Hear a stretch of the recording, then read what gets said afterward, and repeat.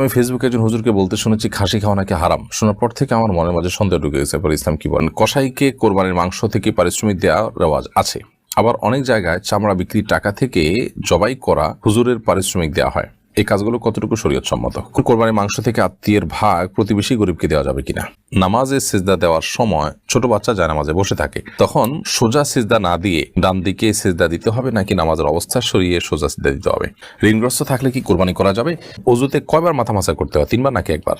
কতটুকু পরিমাণ সম্পদ থাকলে কোরবানি ফরজ হবে? কোরবানির গরু এবং ছাগলের বয়স কত হতে হবে? হারাম উপার্জনকারীদের সাথে মিলে কোরবানি করলে কি কোরবানি শুদ্ধ হবে? আমার কিছু ঋণ আছে, তা ঈদের পর দিয়ে দিব, তাহলে আমার কোরবানি কবুল হবে কিনা? গরমে পুরো শরীর ঘেমে যায়, ঘামের পোশাক নিয়ে যদি নামাজ পড়া হয় তাহলে নামাজ হবে কিনা? এমন খান আপনি লিখেছেন, কোরবানির গরু এবং ছাগলের বয়স কত হতে হবে? কোরবানির গরুর বয়স 2 বছর এবং ছাগলের বয়স কমপক্ষে 1 বছর হতে হবে। এমডি একে নীরব আপনি লিখেছেন, আমার কিছু ঋণ আছে, তা ঈদের পর দিয়ে দিব, তাহলে আমার কোরবানি কবুল হবে কিনা? হবে। যদি আপনার ঈদের পরে কোরবানির আপনার ঋণ পরিশোধ করার ব্যবস্থা থাকে, আপনি করবেন, সে প্ল্যানও থাকে, তাহলে সেক্ষেত্রে এখন আপনি কোরবানি করতে পারেন, কোনো অসুবিধা নেই। সোহেল রানা লিখেছেন, মৃত ব্যক্তির নামে কোরবানির নিয়ম জানতে চাই। মৃত ব্যক্তির তরফ থেকে আপনি কোরবানি করতে চাইলে তার তরফ থেকে কোরবানি করতে পারেন। যদি অনেক ওলামা ইকরাম বলেছেন যে একটা পশুতে নিজের নামের পাশাপাশি মৃত ব্যক্তিকে অ্যাড করতে পারেন, তবে অন্যান্য ওলামাদের মধ্যে সম্পূর্ণ পৃথক একজন ব্যক্তির নামে একটা ছাগল, একটা গরু বা একটা গরুর অংশ আপনি কোরবানি করতে পারেন। কোরবানি করার পর সেই গোশত নিজে খেতে পারেন, অন্যদেরকে দান করতে পারেন। আপনি মৃত ব্যক্তির তরফ থেকে কোরবানি করেছেন, সেজন্য পুরোটা দান করে দিতে বাধ্য, ব্যাপারটা সেরকম না। তাহমিদ আলম চৌধুরী আপনি লিখেছেন, বৃষ্টির দিনে রাস্তায় ময়লা পানি থাকে, যা হাঁটার সময় কাপড়ে লাগে, এমন অবস্থায় নামাজ পড়লে নামাজ হবে কিনা? ময়লা পানিতে যদি নাপাক, একটা হলো ময়লা এমনি খড়কুটোর পানি বা কর্দমাক্ত পানি, সেটা যদি লাগে তাহলে সেক্ষেত্রে নাপাক হবে না। তবে পরিচ্ছন্ন পোশাকে নামাজ পড়া ভালো, সেটা ভিন্ন কথা, বাট নাপাক হবে না। এই অবস্থা নামাজ পড়লে নামাজ হয়ে যাবে। বেনামাজের সাথে কোরবানির গরুর ভাগ নেওয়া জায়েজ আছে কিনা জানতে চাই। বেনামাজের সাথে কোরবানির গরুর ভাগ যথাসম্ভব আপনি নেবেন না, কারণ যিনি নামাজই পড়ছেন না তিনি কোরবানি কেন করছেন? নিশ্চয়ই গোশত খাওয়ার উদ্দেশ্যে করছেন, তার নিয়তের মধ্যে নিশ্চয়ই ভেজাল আছে। আর সম্পূর্ণরূপে সালাত ত্যাগকারী ব্যক্তি অনেক ওলামা ইকরামের মতে ইসলাম থেকেই খারিজ হয়ে যায়।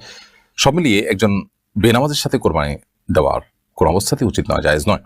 বরং একজন দিনদার মুত্তাকি পরহেজগার মানুষের সাথে কোরবানি দিবেন, এবং যৌথ কোরবানি দিতে হলে একটা গরুতে কয়েকজন মানুষের কোরবানি দিতে হলে সেই ক্ষেত্রে এই বিষয়গুলো দেখে নেবেন যে লোকটা নামাজি কিনা, মুত্তাকি কিনা, গোশত খাওয়ার উদ্দেশ্যে করছেন না কোরবানি তার উদ্দেশ্য, এগুলো দেখে তারপরে কোরবানি করতে হবে।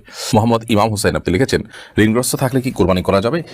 ঋণগ্রস্ত ব্যক্তি কোরবানি করতে পারেন যদি ঋণটা এ পর্যায়ে থাকে যে তার ঋণ এর সাথে কোরবানি করা না করার কোনো সম্পর্ক না থাকে, অর্থাৎ তিনি কোরবানি করার ফলে যাদের কাছে ঋণ নিয়েছেন তাদের ঋণ পরিশোধে কোনো প্রকার আপনার সমস্যা তৈরি না হয়।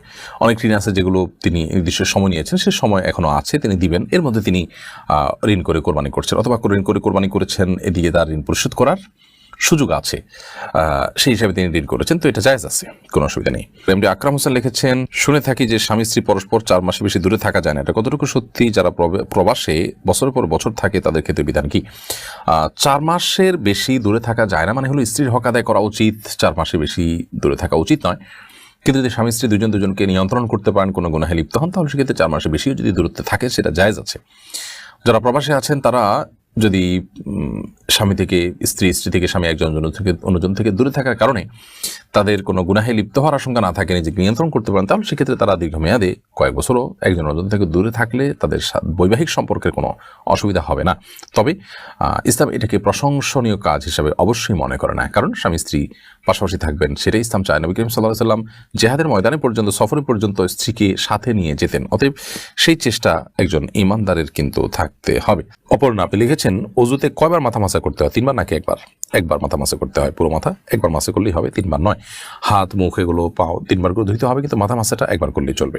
সোমায়া সাদ্দাম এআইডি থেকে আপনি লিখেছেন, গরমে পুরো শরীর ঘেমে যায়, ঘামের পোশাক নিয়ে যদি নামাজ পড়া হয় তাহলে নামাজ হবে কিনা? হয়ে যাবে, কিন্তু সম্ভব হলে সে পোশাক পরিবর্তন করা উচিত, অথবা ঘামের দুর্গন্ধ দূর করার জন্য আতর ইত্যাদি ব্যবহার করা উচিত, যাতে করে আপনার আশেপাশে মানুষের কষ্ট না হয়, ফেরেশতারা থাকেন তাদের কষ্ট না হয়, যথাসম্ভব সেই চেষ্টা করা উচিত।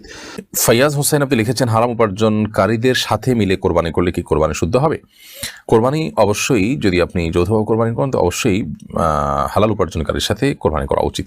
আপনি কোনো হারাম উপার্জনকারীর সাথে কোরবানি করতে যাবেন না, এতে আপনার কোরবানি বিশুদ্ধ হবে না। যদিও এক্ষেত্রে অনেক ওলামা ইকরাম ভিন্নমত পোষণ করেছেন যে আপনার কোরবানি, আপনার টাকা, এটা ঠিক থাকলে আপনারটা আপনার কবুল হবে, আপনার সাথে শরীর কেউ হলে তারটা ত্রুটিপূর্ণ থাকলে তারটা কবুল হবে না, কারণ কারোর পাপের বোঝা অন্য কেউকে বহন করতে হয় না। আবার যে সমস্ত ওলামা কিরাম বলেন যে না কোরবানি বিশুদ্ধ হবে না, বিশেষ করে ফোকা হানাফ এই সমস্ত ক্ষেত্রে হারাম উপার্জনকারী কিংবা কেউ গোশত খাওয়ার উদ্দেশ্যে কোরবানি করছেন তার সাথে কোরবানি দিলে কোরবানি হবে না বলে মতেই থাকেন। তো এই মত এর যৌক্তিকতা হলো যে এখানে পশু মূলত জবে হচ্ছে একটি, অতএব এই একটির মধ্যে যখন ভেজাল হবে, আল্লাহর নামে ভেজাল কোনো কিছু গ্রহণ করেন না, বিধায় আমাদের উচিত হবে হালাল উপার্জনকারীর সাথে কোরবানি দেওয়া এবং মোত্তাকি পরিষ্কার মানুষ তুলনামূলকভাবে খুঁজে বের করে কোরবানি দেওয়া। আর সবচেয়ে ভালো হলো একাকি কোরবানি দেওয়া, সেটা প্রয়োজনে একটা ছোট ছাগল হোক না কেন। হারিল সাবরিনা খান অর্ণবী এই আইডি থেকে আপনি লিখেছেন, কতটুকু পরিমাণ সম্পদ থাকলে কোরবানি ফরজ হবে? কোরবানি ফরজ নয়, কোরবানি অনেক উলামার মধ্যে সুন্নাতে মুআক্কাদা, তবে ফোকা হানাফের মতে ওয়াজিব। ওয়াজিব যেহেতু, অতএব ওয়াজিব হবে হলো জাকাত দেওয়ার মতো সম্পদ, অর্থাৎ জাকাত ফরজ হতে যে পরিমাণ সম্পদ প্রয়োজন হয়, 7.5 ভরি স্বর্ণ কিংবা 52 ভরি রূপার সমমূল্য যদি কারোর কাছ থাকে, 52 ভরি রূপার বাজার মূল্য বর্তমানে 70 থেকে 80 হাজার টাকা প্লাস মাইনাস।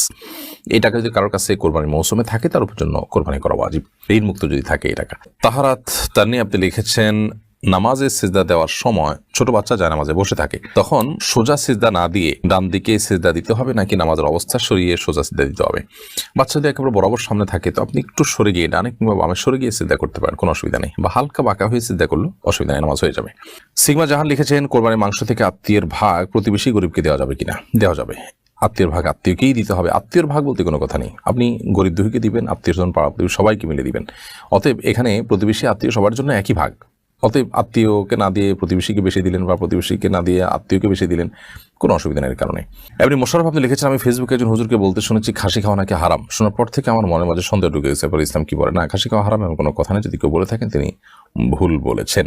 ফরিদ হোসেন আপনি লিখেছেন, কসাইকে কোরবানির মাংস থেকে পারিশ্রমিক দেওয়ার রেওয়াজ আছে, আবার অনেক জায়গায় চামড়া বিক্রির টাকা থেকে জবাই করা হুজুরের পারিশ্রমিক দেওয়া হয়, এই কাজগুলো কতটুকু শরীয়ত সম্মত? খুবই গর্হিত এবং হাদিসের সম্পূর্ণ বরখেলাফ কাজ। কোরবানির কসাইকে কোরবানির পশুর মাংস কেন কোনো কিছুই পারিশ্রমিক হিসাবে দেওয়া যাবে না, বরং পারিশ্রমিক হিসাবে নিজের এক্সট্রা টাকা পয়সা থেকে তাকে দিতে হবে।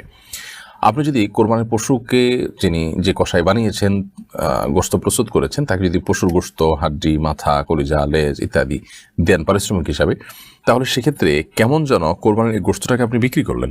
তার মানে কোরবানির গোশত তো বিক্রি করা যায় না, এটা তো আপনি খাবেন, কাউকে দান করবেন, এটুকু। তো যেহেতু আপনি এটাকে জাঘোষিতা করতে পারছেন না, সেহেতু আপনি এই গোশতটা কসাইকে যদি তার কাজ করিয়ে পারিশ্রমিক দেন, তাহলে কেমন যেন আপনি এটা একটা বিনিময়ের ভিত্তিতে দিলেন, বিক্রি করার মতোই হলো। তো নবী করিম সাল্লাল্লাহু আলাইহি ওয়াসাল্লাম আলী রাদিয়াল্লাহু তাআলা আনহুকে পরিষ্কারভাবে নিষেধ করেছেন যে তিনি যেন কসাইকে কোরবানির পশুর কোনো গোশত ইত্যাদি না দেন, তাকে উপযুক্ত পারিশ্রমিক দিয়ে দিবেন যাতে কোনো প্রকার তার হক নষ্ট না হয়, ঠকানো না হয়, কিন্তু তাই বলে গোশত বা কোরবানির পশুর কোনো কিছু দেওয়া যাবে না। একইভাবে যিনি জবে করেছেন সেই হুজুরকে যদি আপনি জবেহের পারিশ্রমিক দেন, তো সেটা আপনি নগদ টাকা দিবেন, অন্য কিছু দিবেন, কিন্তু কোরবানির গোশত দিয়ে বা কোরবানির পশুর কোনো কিছু দিয়ে যদি পারিশ্রমিক দেন, তাহলে সেক্ষেত্রে এই কোরবানির পশুর গোশত বা তার অংশকে আপনি কোনো বিনিময়ের ভিত্তিতে দিলেন, এটা বিক্রি করার মতোই হয়ে গেল, সেটা কিন্তু জায়েজ নাই। এবং এই বিষয়টি আমরা না জানার কারণে অনেকে ভুল করে বসে থাকি। অনেকে কসাইকে সামান্য পয়সায় নেই, কসাইও জানে যে টাকা কম দিলে কি হবে, গোশত একটু বাড়িয়ে দিবে এবং বলেও থাকে যে গোশত একটু বাড়িয়ে দিবেন, তাহলে সেক্ষেত্রে তার ঘরে পোষায় যায়। তো এভাবে আসলে চুক্তি করা জায়েজ নাই। সাপ তাকে বলে দিতে হবে, তুমি গরিব হলে অন্য 10 জন গরিবের মতো তোমাকে আমি দিতে পারি, সেটা আমার ব্যাপার, কিন্তু পারিশ্রমিক তুমি যেটা নেবে সেটা অত্যন্ত ক্লিয়ার, এরকমটি করা উচিত।